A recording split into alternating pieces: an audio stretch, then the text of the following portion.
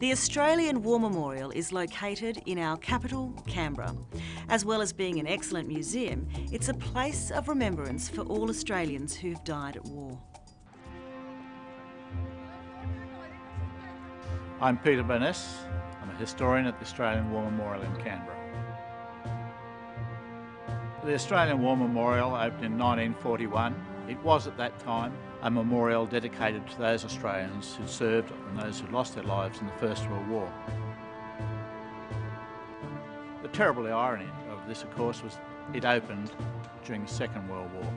And since that time, it's grown to embrace all wars in which Australians have been involved. The site for the memorial was chosen quite soon after the First World War, and it was always made to connect with Parliament House. So you have the seat of government, but also the sacrifice of the population in achieving those ideals which we hold. The Australian War Memorial building houses a large museum, but at the centre of that is the commemorative area. That contains the Roll of Honour, pool of reflection, and the eternal frame. The Hall of Memory.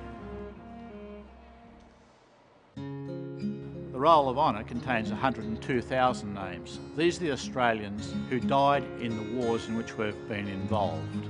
Each name is there without rank, title or honour. Each sacrifice is regarded as the same. The names are in alphabetical order under their units, and they're separated by the wars. The largest wars, of course, being the First World War and the Second World War. The nation's Roll of Honour provided Australians with a place to go. The graves are largely overseas and for generations were hard to visit. I've seen people come here and recognise a name and stroke it, making that connection with someone that they knew long ago.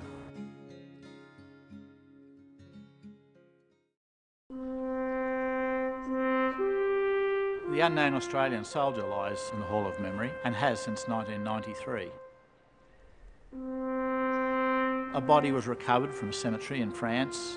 We know this soldier was probably killed in 1918 in the vicinity of Villers-Bretonneux. But beyond that we know nothing, and that's the intention.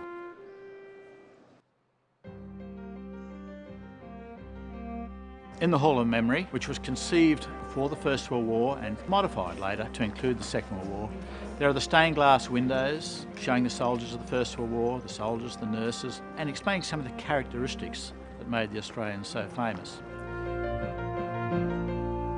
The walls in mosaic include 4 more figures, and that's Army, Navy, Air Force and the Women's Services, and they are in Second World War uniform.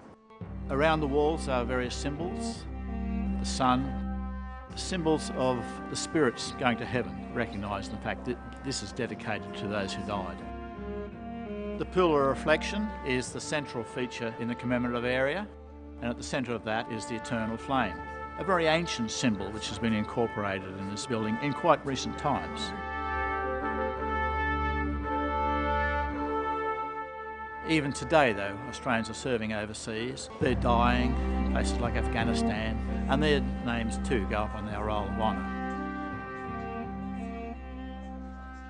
In the many years that I've worked at the War Memorial, I think the thing that I find personally has changed the most is the profile of visitors coming through.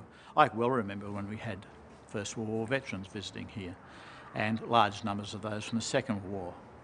First World War veterans have gone now, and the numbers from the Second War are becoming very thin. What we're seeing more, though, is younger people coming through, and they're learning about the wars, Australia's history, how those who served have played their part, and the sacrifices that they have made. So for the future, I hope that continues. We have more and more younger people coming here, observing the commemorative area, and they learn about this aspect of Australia.